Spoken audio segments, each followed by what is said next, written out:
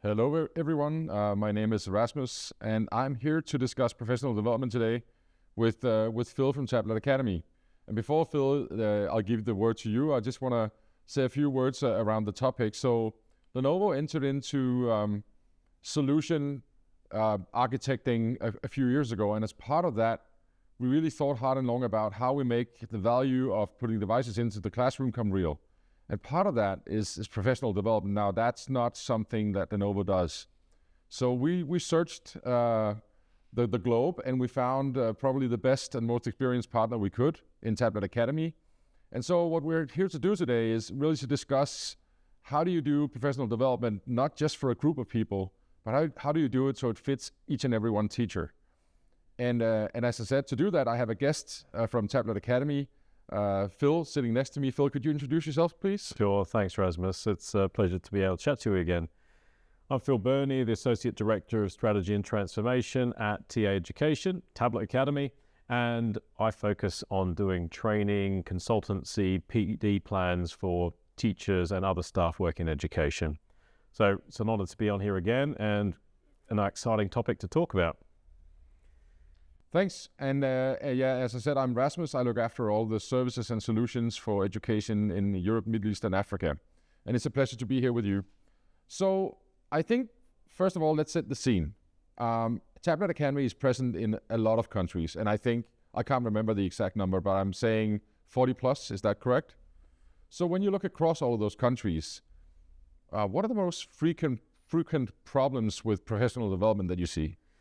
Well, even booking it in the first place, sometimes people land up with some devices and are expected to teach your students or just to get on with it. That's the first instance, actually valuing professional development. Then when staff book in professional development for their school or college or university, it's not always the best, shall we say. So I've been in situations where all the staff are put together in a hall, sitting on seats without tables, without devices, and expected to just learn this stuff. Now, I understand there's lots of pressures in education. Time is limited for training often because you might just have a after-school session, which are often full with lots of mandatory meetings and mandatory training.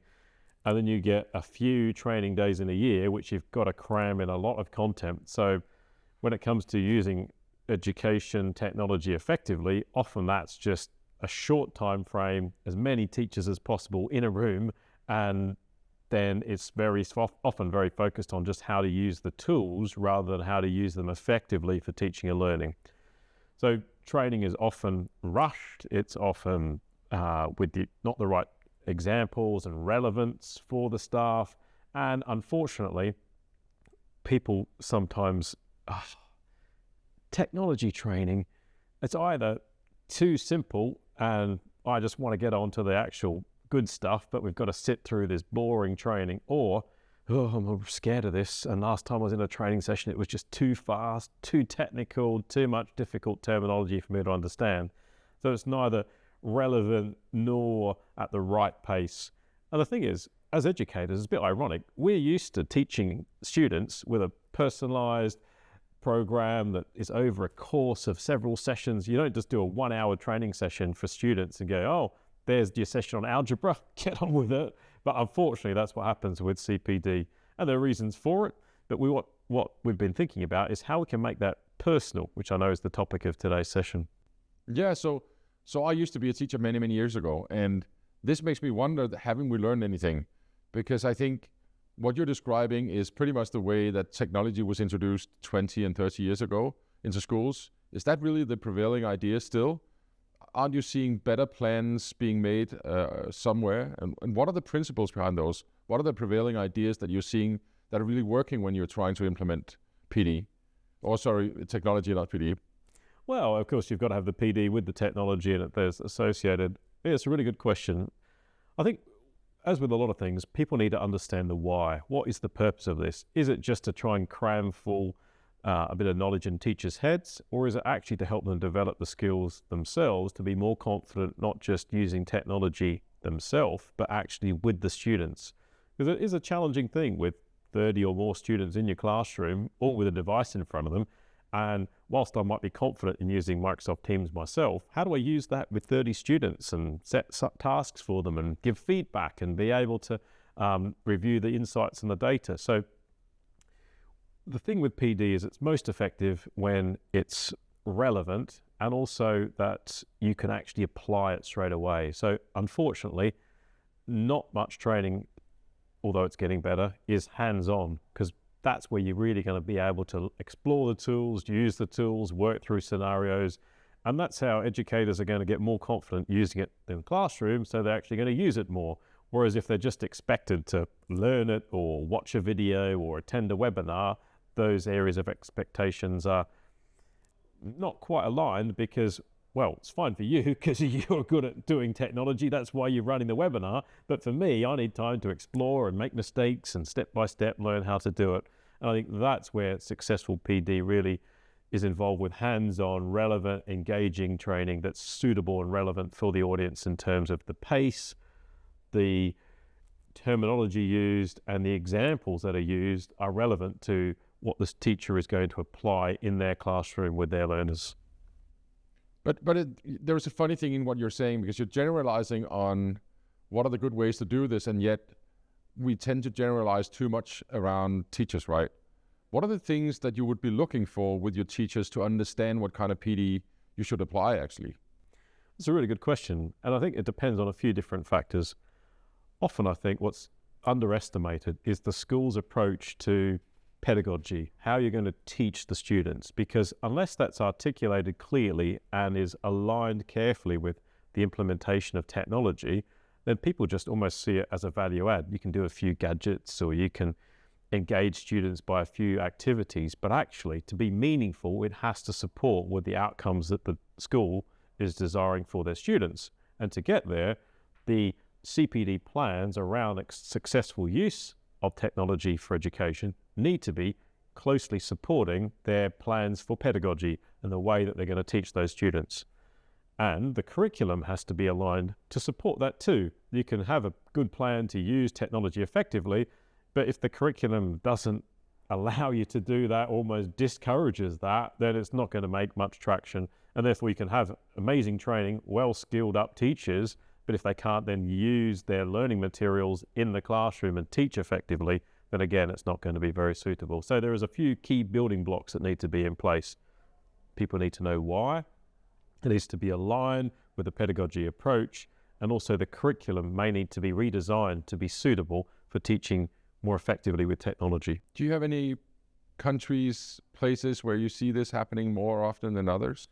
I think so. I think what's challenging is it's easy for one teacher to change the way they're teaching. You see lots of good practice of individual teachers in certain classrooms who've really been able to accelerate their use of technology and see the impact.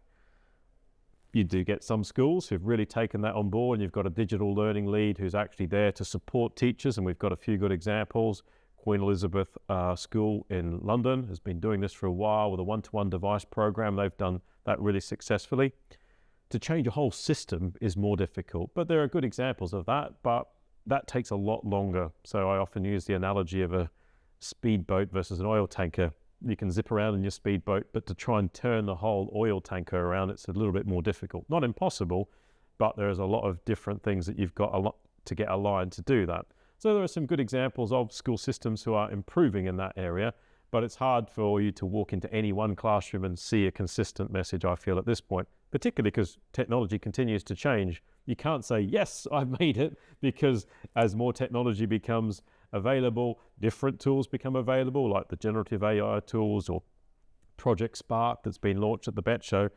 People have to get familiar with that, and you've got to have that continuous professional development, not just be set in your ways. So always on the lookout for good examples, but there are many that we can reference but get going, and to see how they can be used is always exciting to me as I go to visit different schools around the world. Yeah, and I know that you've actually developed a tool that can help speed up the process of, integrating the right PD plan, and it's called the skills reviews. Can you talk a little bit about that? Sure. So we have a product which we've designed over many years by educators called a digital skills review. We've refined it now to have two separate surveys, one for teaching staff and one for administrative staff. So I've got a couple of slides just to show you.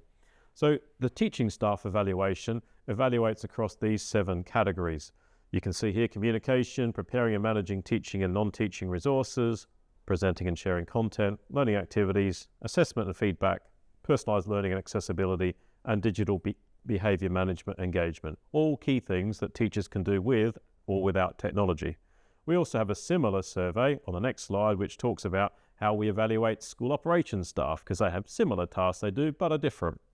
The way it's designed is to ask a series of questions across those categories to be able to give scores from non-digital, which is on our next slide here with the different rubric levels, all the way through to advancing. And I might be strong in certain areas like presenting content, but be weak in other areas where I might only be at entering level for personalized learning and accessibility. All of this is aligned with the rubric. Here's a rubric example that shows for the area of communication, different skills that are categorized at different levels. And so all this data is completed by each staff member filling in an online form. We have a Microsoft 365 survey and a Google Workspace for Education survey.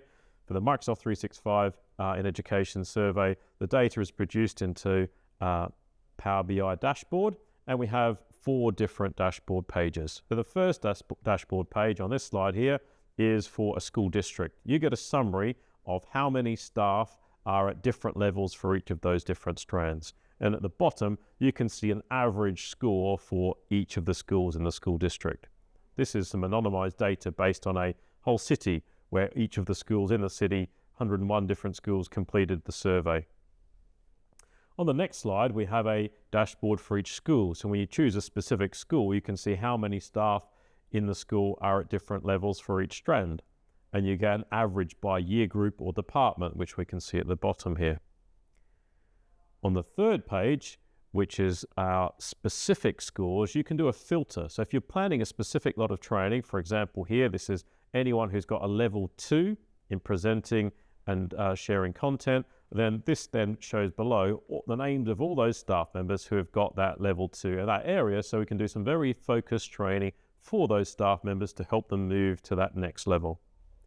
And finally, the fourth page is a dashboard for each staff member. You can pick the name of the staff member and you can see their scores across all those different categories. In this particular instance, you can see the purple there is quite high, and then the orange, which is personalized learning and accessibility, for this particular staff member, that's an area where they need to improve, and we can design some CPD programs to support them to develop in that area. So that's the dashboard that's available for senior leaders in the school once the staff have completed those surveys, and can really help work alongside leaders in the school to plan that professional development so it's personalized for the needs of the staff and for that school. But it sounds like a lot of work for the staff. Well, all the staff need to do is provide a few bits of custom information about how they want to group staff, like year groups or the departments, and then this is then all automated. The staff just need to fill it in. It only takes 15 or 20 minutes to complete that survey, and then the dashboards are completely available for the staff to be able to review. And what if, so we're at BET, there's 140 different nations represented here. This is in English, right? Is it possible to customize this in other languages? Yes, we already have it in multiple languages, which are available to... I knew that, but I was going to ask anyway. Well, it's continuing to grow, Rasmus. Each day we're getting more requests from different countries, so it's helpful for us to be able to make sure it's available in the native languages that the people speak.